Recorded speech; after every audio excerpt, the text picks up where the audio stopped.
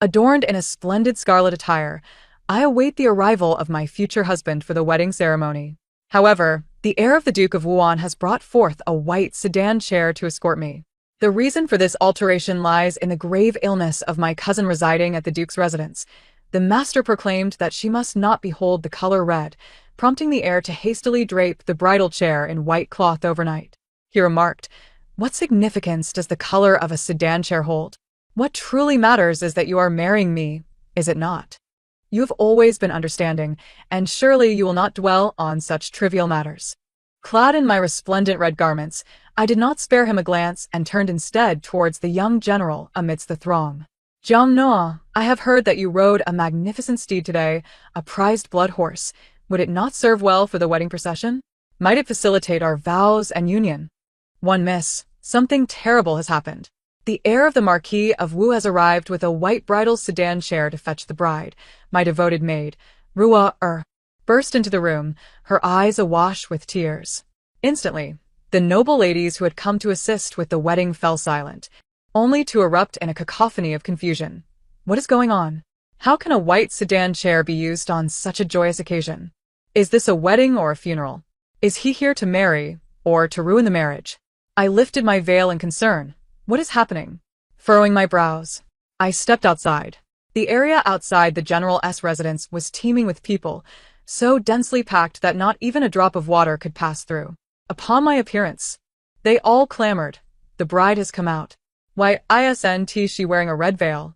The sedan chair, which should have been adorned for the wedding, was instead shrouded in white cloth, a stark contrast to the vibrant red firecrackers scattered about the ground. The heir actually chose a white sedan chair for the wedding. What could this signify? I spoke coldly. Gu Shiyu stepped forward, his expression one of regret. "Jin Chu, my cousin is gravely ill, and the master at Siyun Temple has advised that she cannot see red, otherwise it will bring calamity." I had no choice but to change to a white sedan chair for the wedding. The color of the sedan chair is inconsequential. What matters is that you are marrying me, is it not?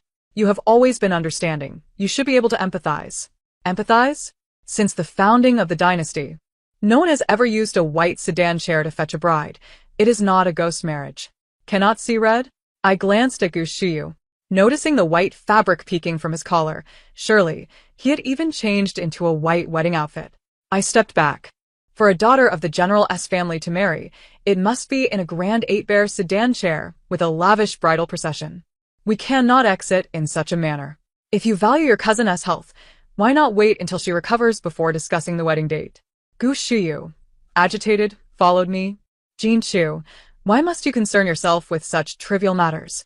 What significance does the color of the sedan chair hold? Is this how the Shin family upholds their values? You cannot endure this little grievance? I turned to him. Your Highness, this wedding is not yet formalized.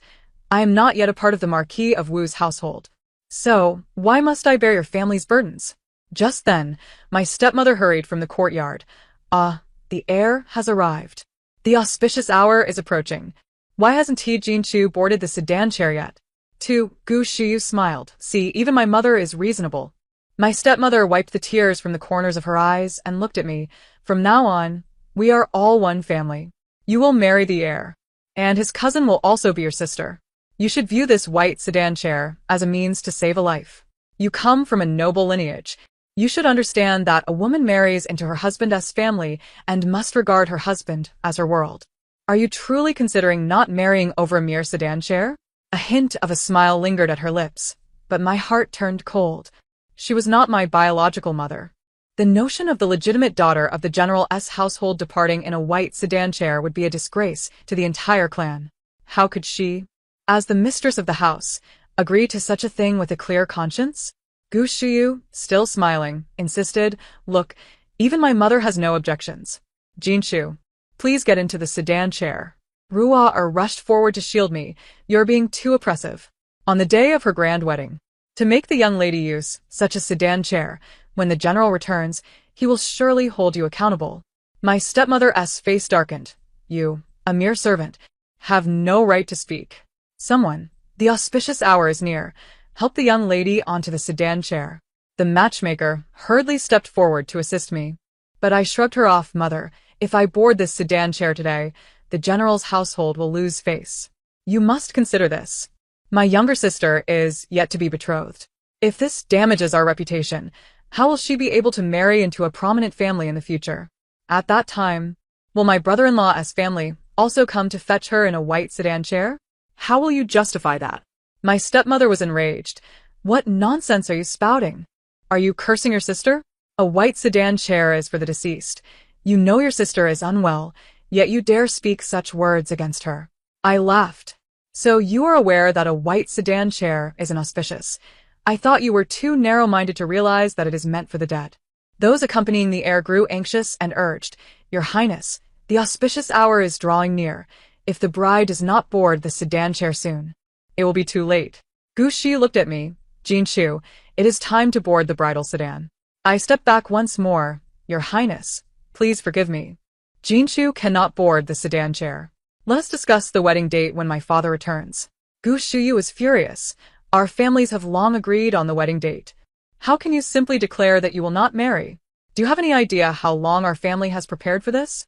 I pointed at the sedan chair outside. What is the delay for a mere piece of white cloth? At that moment, someone rushed in, breathless. Your Highness, the cousin has arrived. As he spoke, several maids supported a young lady into the room. It was Gu Shiyu's cousin, Song Shiner. Her pale face was a sight of distress as she struggled to approach us, and Gu Shiyu, filled with concern, steadied her. Shiner, your health is poor. Why have you come? Song Shiner gazed at me, her eyes shimmering with tears. Sister-in-law, please do not blame me. It is all because of me that my cousin has found himself in this predicament. I have come to apologize. The master said that I must not see red while ill. Otherwise, it will bring misfortune, and that is why my cousin thought of this solution to fetch the bride. I am truly sorry, sister-in-law. I interrupted her. Miss Song, please refrain from addressing me as such. I have yet to enter the gates of the Marquis of Wu's residence. And I am not your sister-in-law.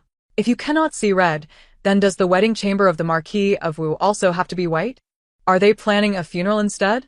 My words left the members of the Marquis of Wu's household with their heads bowed. It seemed I had struck a chord. Song Shiner coughed gently. This is all my fault. If it were not for my poor health, the Marquis's household would not be put in such a difficult position. Please do not blame my cousin. If you are to blame anyone, blame me. I will kneel before you and implore you to board the sedan chair. We cannot miss the auspicious hour. Before everyone, she weakly knelt, tears cascading down her cheeks. It is Shiner who is burdened sister-in-law and my cousin. I beseech you to consider my plight and marry into the Marquis of Wu's household. 3. She appeared on the verge of collapsing, utterly pitiful, seeing her. The crowd outside felt their hearts break. This is truly unavoidable. The heir is right to be concerned for his sister. The Miss Shun is being too calculative. Miss Shun is far too stingy. The young lady of the Marquis's family has even knelt to plead with her. What more does she want? Voices of dissent arose. What do you mean by being too calculative? How can you marry while using this sedan chair? How unlucky. Did you not hear? The Marquis of Wu has even set up a white wedding hall for the cousin. How can they care so much for a mere cousin? Even at the expense of the future mistress of the house. To say there is nothing between the cousin and the heir is simply unbelievable. It was evident that the heir was fond of her. This was a tale as old as time, a love story between cousins. Gu Shiyu, filled with concern, helped Song Shiner to her feet, gently leaning her against him, his anger barely restrained as he turned to me. Shinjinshu, have you had your fill of this? Shiner has pleaded with a frail body on your behalf. What more do you want? Are you truly willing to throw everything away over a mere sedan chair? Your pettiness and stinginess will not serve you well as the future matriarch of the household. How can you fulfill the role of a virtuous wife in the Gu family?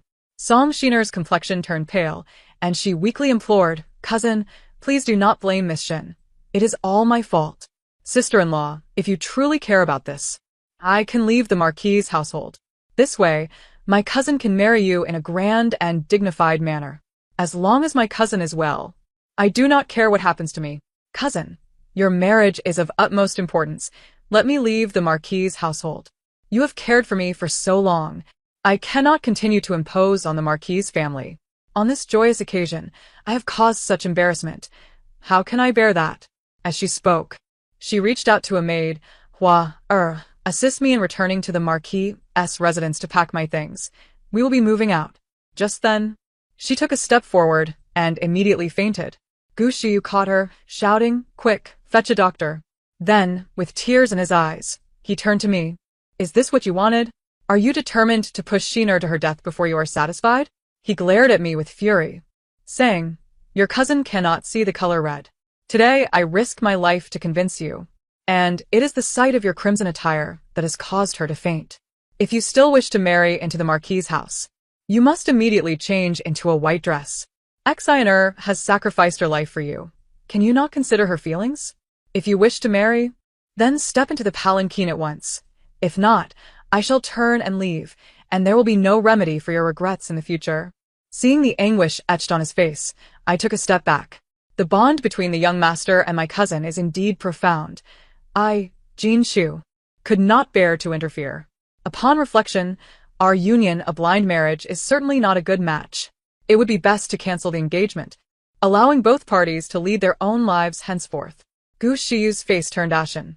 "Very well, Shin Jin Shu. Do not come to regret this. We shall go. The engagement between the Marquis of Wuan and the General of Pingnan is hereby dissolved. Miss Shin, should you regret this in the future, do not come seeking me." Song Exiner, awakening languidly in his arms, weakly implored, "Cousin, please do not argue over me and Miss Shin. It is all my fault. Just let me leave the mansion. As long as you and Miss Shin are happy, my death is of no consequence." Gu Shiyu gently soothed her. "Do not speak nonsense. I promise to care for you, and I shall do so for a lifetime." With that, he carried Song Exiner out of the general's mansion. My stepmother called from behind, "Young master, how can the engagement be cancelled? I will persuade Jin Shu to change into white attire immediately." Turning to glare at me, she continued, "If the young master of Wuan were to cancel the engagement, how will the girls of our clan marry in the future? Are you trying to ruin your sister's prospects? You may not wish to marry, but you cannot jeopardize their futures, or let it be known that the Shin family's daughter was jilted on her wedding day. Who would dare propose to the Shin family after such disgrace? It is your father's indulgence that has spoiled you. Now that the general is away, it falls upon me, as your mother, to teach you the proper decorum. Someone, take down the eldest young lady's bridal gown and dress her in white instead. She shall be married within the hour." The servants rushed forward at my stepmother's command, seizing me. "Miss, you must hurry and change your dress." They began to tear at my wedding gown. Ruar rushed forward to protect me. "Stop. How can you treat the eldest young lady this way?" In an instant, she was kicked aside and fell to the ground. I struck back with a resounding slap. "How dare you? I am the eldest young lady of the general's mansion. How many of you dare lay hands on me?" My words stunned the servants, and they hesitantly released me. I stepped forward, casting a cold gaze upon them. "With your audacity, do you not recognize who truly holds sway here? This household bears the name Shin. Consider carefully who the real master is." My stepmother sneered. "The eldest young lady is indeed something. No matter your status, marriage is dictated by parental orders and matchmaking. This engagement was arranged by your father, and regardless of the young master's wishes, you must go through with it. To cancel the engagement simply because the color of the palanquin displeases you is unbecoming of a daughter of the Shin family. Though your father is far away at the borders, he is worried endlessly for you. As the head of this household, I will not permit such folly. Do you realize that offending the Marquis' house could impact your father's career? How can you be so selfish as to disregard the Shin clan? Furthermore, marrying into the Marquis' family as the legitimate wife has its advantages, luxurious garments and lavish wealth. Must you be so difficult to please?" I scoffed derisively, "Mother. It is precisely for father's sake that I cannot comply. Should word of such a disgraceful act spread, it would tarnish the Shin family's reputation, suggesting that we have sacrificed our dignity to climb the social ladder. When the Marquis of Wuan first proposed, it was said that he wished to marry the legitimate daughter of the General of Pingnan. Since sister is also considered legitimate, why not allow her to marry into the Marquis' house instead?" No sooner had I spoken than my legitimate sister dashed forward, shrieking, "Shin Jin Shu, you shall not. I refuse to marry.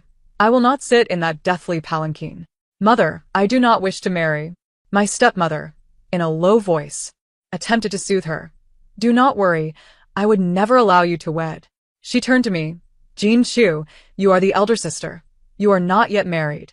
How could it be your sister's turn? This marriage is naturally yours. Outside, the representatives of the Marquis of Wuan clamored, Madam Shin, will the young lady marry or not? Several noble women gathered around me, eager to speak on my behalf, yet there was little they could do. If my father could not return to advocate for me, I could not defy my mother's orders. I glanced at the onlookers, a smile playing at my lips. Mother. The one to marry into the Marquis's house is the general's legitimate daughter. If I marry, then the young master cannot marry me again, correct? My mother was taken aback, stammering, what are you saying? Marrying? You are already dressed in bridal attire. Do not speak such nonsense. If you have the means, find someone to marry you now. I walked toward the figure adorned in crimson and gold, standing before him. Jiang Nua, I have heard you rode a fine steed today. Would it be convenient for us to wed? Jiang Nua, my childhood companion and the valiant cavalry general, was known for our playful bickering. Today, on my wedding day, he had the audacity to gift me the treasured sword we had fought over since childhood. In light of this sword, I deemed him far superior to Gu Shiyu. Dressed in splendid attire, Jiang Nua held the reins in one hand, tapping the other against his palm, arching an eyebrow at me. Have you made your decision? If you marry me, there will be no turning back. I took the red veil. I shall never regret it. Jiang Nua laughed heartily, placing the veil over my head, lifting me into his arms, and commanded those around him. Today I am marrying. Everyone is invited to the general's house for a celebratory drink. Outside, his magnificent steed awaited. He hoisted me onto its back, saying, Jean Shu, hold on tight. We are going home now. The vibrant red of my wedding gown billowed alongside his crimson attire as the steed galloped away. The people of the General of Pingnan were thrown into chaos, while those awaiting the bride from the Marquis of Wuan were equally disordered. Madam Shin, we have an engagement. Your family cannot break it. My legitimate sister wailed and protested. Mother, I would rather die than sit in that white palanquin. You cannot force me to marry into the Marquis's house. That cousin of his seemed to have a close relationship with the young master, who cherished her dearly. I refused to marry. Suddenly, a voice boomed from the entrance. What is all this commotion? It was my father, the General of Pingnan, returning home in haste. He furrowed his brow at the sight of the white palanquin. Is today not the day of Jean Shu's wedding to the young master of Wuan? Why is a white palanquin stationed before the gate? Whose family is conducting a funeral? Such a breach of etiquette cannot occur in front of the general's mansion. Ruar rushed forward and knelt, exclaiming, General, you have returned at last. You must advocate for the eldest young lady. The Marquis of Wuan is being excessively unreasonable. They brought a white palanquin to take her away.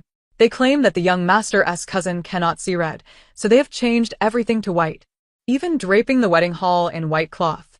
This is not a wedding. They are forcing the young lady into despair. They even pressured her to wear a white dress for the marriage. If she goes through with this, where will she find a way to live? My stepmother was even aiding the young master, allowing them to strip the eldest young lady of her bridal gown and dress her in white. Forcing her to marry in such haste, she barely had time to follow the cavalry general. My father erupted in rage. This is absurd. With a single blow, he shattered the table beside him. My stepmother stepped forward, only for my father to slap her across the face. I married you to care for my daughter. And this is how you fulfill that duty? Clutching her face, she spoke with a quivering voice. General, what is wrong with Jean Shu marrying into the Marquis's house? This arrangement was made by you. My father scoffed coldly. If it were a proper wedding, there would be no issue. Yet the Marquis of Wuan behaves in this manner. And you would compel Jean Shu to marry? What is your true intention? If it were Jean you marrying, would you still act the same? My mother cried, but it was originally arranged for Jean Shu. My father looked at her with disappointment. The initial engagement merely stated it was for the legitimate daughter of the Shin family. It did not specify who it would be. Since an explanation must be provided to the Wuan Marquis's residence, I shall take the lead and arrange for Jean Yu's marriage. The stepmother turned pale, collapsing to her knees with tears in her eyes. General, Jean Yu is still so young. My father fixed his gaze upon her until she lowered her head. Jean Yu is already 17, hardly a child. Have you not always been seeking a suitable match for her, claiming that once a worthy groom was found, she could be married? With Jean Shu wed to the General of Cavalry, Jean Yu stands as the sole legitimate daughter of the household. How could the general's residence afford to betray trust? The stepmother shook her head. No, no. Jean Chu's marriage does not count. How can a girl simply declare her intent to marry? Someone interjected. But just earlier, you stated that if the eldest daughter found a suitor, you would consent. Indeed, moments ago, you were insisting that the eldest daughter marry into the Marquis' family. Now, when it concerns your own daughter, you hesitate. Truly, it is evident that she is not a biological child. The affection is lacking. The stepmother's face flushed with alternating colors as she knelt, wiping her tears. General, I have always regarded Jean Chu as my own flesh and blood. How could I intentionally harm her? I simply fear offending the Marquis' residence, which might jeopardize your career. Furthermore, they intend to carry her in a plain sedan. How can this be? Jean Yu is the legitimate daughter of the general's residence. General, she cannot be married off in such a manner. The Marquis' household must follow proper customs for the wedding. Otherwise, where would the dignity of the general's residence reside? Those gathered around could not help but laugh. Madame Shen now insists on adhering to wedding customs. She certainly did not say so just moments ago. This stepmother is truly heartless. Until the needles prick her own skin, she knows not the pain.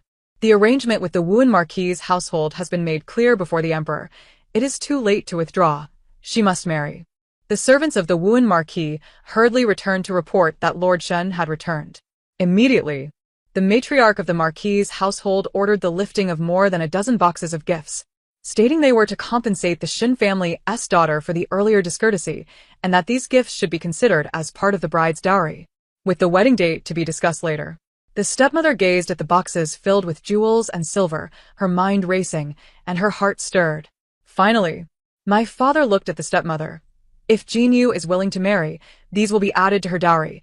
If she is unwilling, these shall be returned. And I will personally go to the palace to apologize. The stepmother pressed down firmly. General, rest assured, I will speak to Jean Yu and ensure she consents. My father addressed those from the Wuan Marquis' household. Return and inform your young master that if he wishes to wed my daughter, he must adhere to the proper customs. He then hurried to the General of Cavalry's residence, where I had already completed the wedding ceremony with Jiang Nua. Rua Er had come along, and upon seeing me, she cried, Miss, the general has returned to make decisions for you. I looked at my father, weary from his travels, my eyes welling with tears. Father. Jiang Nua stepped forward. Respected father-in-law, please allow your humble son-in-law to pay his respects. Having watched him grow since childhood, my father, knowing him well, patted his shoulder. If you mistreat Jean Chu, my spear shall not spare you. Even if you run to the ends of the earth, I shall hold you accountable. Jiang Nua, smiling, reassured him. Rest easy, father-in-law. I shall treat Jean Chu well. My father gently patted my head. I have returned late, causing Jean Chu to suffer. I have arranged for the dowry to be brought over. This was prepared by your mother and me long ago, and though the marriage is hasty, propriety cannot be disregarded. 120 boxes of dowry were grandly transported into the residence. Jiang Nua and I then bowed before my father once more, completing the formalities and becoming truly married. The matrons of the household whispered that the stepmother had spoken at length with my younger sister throughout the night, detailing the numerous advantages of marrying into the Marquis' household. Once she entered, she would be the mistress. That cousin would be at her mercy, and no one would be able to challenge her position. Furthermore, if she wed into the Marquis' family, my father would prepare an equally splendid dowry for her. Jean Yu, contemplating the 120 boxes of dowry and the hereditary title, felt a stirring in her heart. My father warned the Marquis' household, and they agreed to formally welcome Miss Shen into the family according to the proper customs. It seemed this union was destined to occur. Thus, Jean Yu nodded in agreement, eagerly awaiting her turn to become a bride. On the day I returned to my family after 3 days, it coincided with the day of the grand wedding between the Wuan Marquis and the general's residence, where joyful sedan chairs were sent to escort the bride, accompanied by a festive fanfare. Jean Yu, filled with pride, looked at me. Sister, although you were once treasured like gold, what does it matter? You were still humiliated and married to a mere junior general. Once I marry into the Gu family and become the mistress of the Marquis' household, you shall need to pay me respects. I am eager to see who will dare to say I am inferior to you.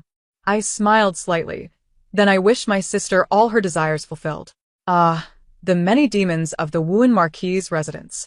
Jinyu, the foolish girl pampered by her stepmother, remains blissfully unaware of the dangers that await her. I stood at the back of the crowd, watching Gu Shiyu cheerfully escort the bride out. Jinyu, shy beneath her veil, climbed into the flower-laden sedan chair with Gu Shiyu's assistance, entering the Wuhan Marquis' residence. Yang Nuo, Having lost his parents early on and not bound by many customs, accompanied me back home. Knowing my father longed for his daughter, he stayed with me for a few extra days. To my surprise, barely 3 days after Jinyu's marriage, she returned, weeping as she fell into her stepmother's embrace. Mother, I wish to divorce Gu Shiyu. He deceived me and intends to marry Song Shiner as a concubine. The stepmother was taken aback, urgently calling for the servants to inquire about the situation.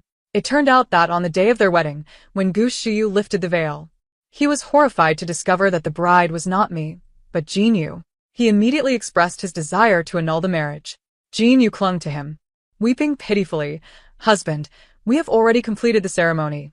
Everyone knows you have married me. If you annul the marriage, I shall die in the Wuhan Marquis' residence. Sister has a fierce temper. Upon seeing you depart with our cousin that day, she immediately remarried the general of cavalry. Now, she is someone else's wife. Your wish to annul the marriage and marry her is futile. Moreover, the betrothal only stipulated the general's legitimate daughter. I too am a legitimate daughter. Since the Gu family consented to marry me, I am your wife. I was compelled to marry for the sake of both families' reputations and have already endured countless grievances. If you do not love me, I may as well end my life by my own hand. Jinyu, petite and tearfully delicate, moved Gu Shiyu's heart. With warmth and tenderness, having married her, he took her into the bridal chamber. However, in the dead of night, a disturbance arose outside the courtyard. It was Song Shiner's maid. Young master, the cousin has fainted. You must come quickly. Ignoring the fact that it was still their wedding night, Gu Shiyu pushed Jinyu aside and hurried out to Song Shiner's room. Song Shiner lay pale, barely regaining consciousness. Upon seeing Gu Shiyu, she wept. Cousin, I did not mean to disrupt your wedding night, but my heart suddenly ached, and I fainted. I feared I would never wake again. So I wished to see you one last time. With that, she collapsed into Gu Shiyu's arms. The matron beside Song Shiner, filled with pity, knelt before Gu Shiyu. Young master, I implore you. My lady has been gravely ill, and her condition has worsened. Just days ago, she coughed up blood. I fear for her well-being. With her parents gone, should anything happen, there will be no one to honor her memory. Please marry my lady and give her a proper title. At least in death, she will have a place. With that, she embraced Song Shiner. My poor lady, I have watched you grow, and I cannot bear to see you suffer. Song Shiner shook her head. No, do not put my cousin in a difficult position. Even if I die, I am but a handful of earth. As she spoke, she covered her mouth and coughed into the matron's embrace. Gu Shiyu could no longer endure the scene. He directly embraced Song Shiner. Shiner, do not fear. I will marry you as a concubine tomorrow and grant you a proper title. Jinyu awoke to the devastating news that Gu Shiyu intended to take Song Xiner as a secondary wife. It felt as though the heavens themselves had collapsed upon her. With tears brimming in her eyes, she confronted Gu Shiyu, exclaiming, We just consummated our marriage yesterday, and today you wish to marry another? Where does that leave me as your wife? Your cousin has been proclaiming her imminent demise for years, yet she continues to thrive in your household. What a facade. Surely, she has long plotted to wed into the Marquis' house. Gu Shiyu, unable to contain his frustration, struck Jinyu across the face. How dare you speak of Xiner in such a manner? She is innocent by nature and not one to engage in such devious scheming. Jinyu, clutching her cheek, retorted, No wonder my sister would rather withdraw from the marriage than wed you. She has seen through you long ago. Impatient, Gu Shiyu declared, Regardless of your feelings, my decision is made. Today, I shall bring Xiner into my home. The marriage of a secondary wife in the Wuhan Marquis was not lavishly celebrated. Only a few tables of close friends and relatives were gathered. Just as the officiant began the ceremonial bowing of the couple and was about to usher them into the bridal chamber, Jinyu burst in, exclaiming, Hold on. She strode forward boldly, disregarding Gu Shiyu's displeasure, and seated herself in the main hall. Since my husband intends to take a secondary wife, according to our customs, the secondary wife is indeed subordinate to the primary wife. It is only fitting that she first pays her respects with tea to me, the legitimate wife. Gu Shiyu barked. Must you create a scene at this moment? Unfazed, Jinyu replied. You are marrying a secondary wife the very next day after our wedding. Have you no shame? For the sake of your cousin, you have already made us the laughingstock of the entire capital. Do you fear that I might cause further embarrassment? Song Exiner lifted her veil to intercede. Husband, allow me to serve tea to my sister. The servants promptly arranged the tea, and Song Exiner delicately held the cup, saying, Sister, please have some tea. As Jinyu reached out to accept it, Song Exiner suddenly leaned forward, spilling the scalding tea all over Jinyu. The boiling liquid caused Jinyu to leap up in shock, shoving Song Exiner away. Are you trying to scald me to death, you vile woman? Song Exiner collapsed to the ground, tears streaming down her face. Sister, if you do not like me, just say so. Why must you accuse me of harming you? I lack even the strength to serve tea. How could I possibly harm you? Gu Shiyu scooped Song Exiner into his arms, glaring fiercely at Jinyu. Vile woman. Return to your own quarters and reflect on your actions. If you do not repent, perhaps it is time to consider replacing you as the lady of the house. That evening, Gu Shiyu took refuge in Song Exiner's chamber, and despite her previously fragile condition, she appeared remarkably well the next day. The matron wiped her tears, exclaiming, Miss has cast off her worries, and her health has improved remarkably. Truly, it is the young master's influence. Nestled in Gu Shiyu's embrace, Song Exiner sweetly declared, In the future, I shall take good care of myself and bear children for my cousin. Meanwhile, Jinyu spent a restless night in her new room. The following morning, she heard rumors of Song Exiner's recovery, unaware that it was all a trap, and she returned home in tears. Upon hearing this, her stepmother's face darkened with fury, demanding that her father confront the Marquise. Her father, with a cold demeanor, replied, I had asked if Jinyu was unwilling to marry. I would have taken the initiative to apologize and withdraw from the engagement. It was you who insisted she could marry. When Jinyu held the dowry list, she was overjoyed. Marrying into a noble family is no trivial matter.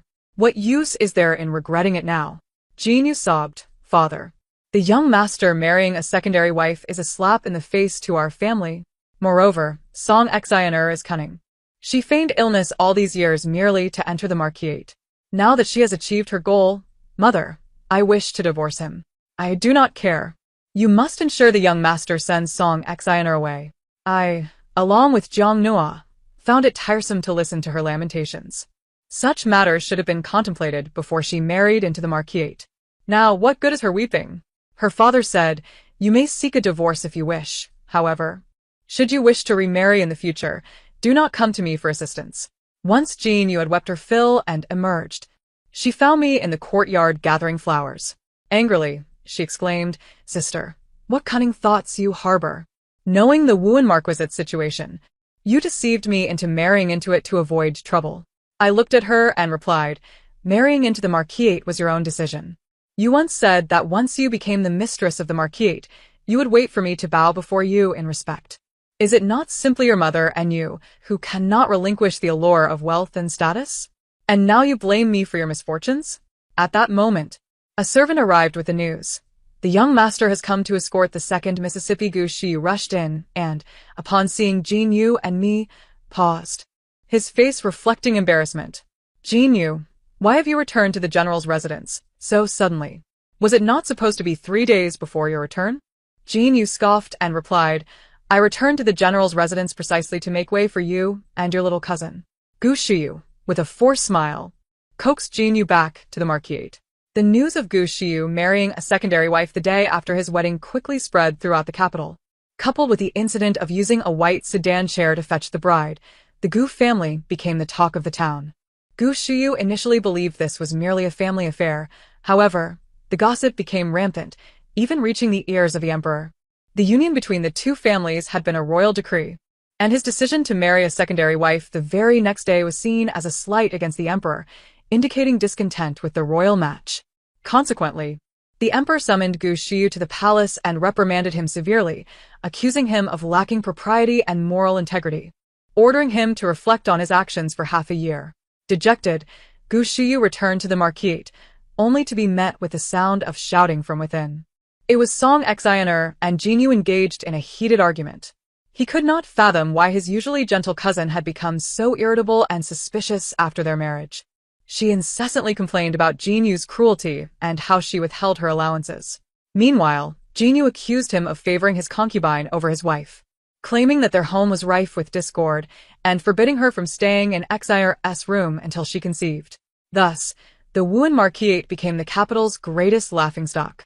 Soon, the rivalry between Jinyu and Song Exioner escalated to matters concerning offspring. During breakfast, Song Exioner fainted and was diagnosed as pregnant, prompting even the elderly matriarch, who had been fasting at the temple, to return, beaming with joy.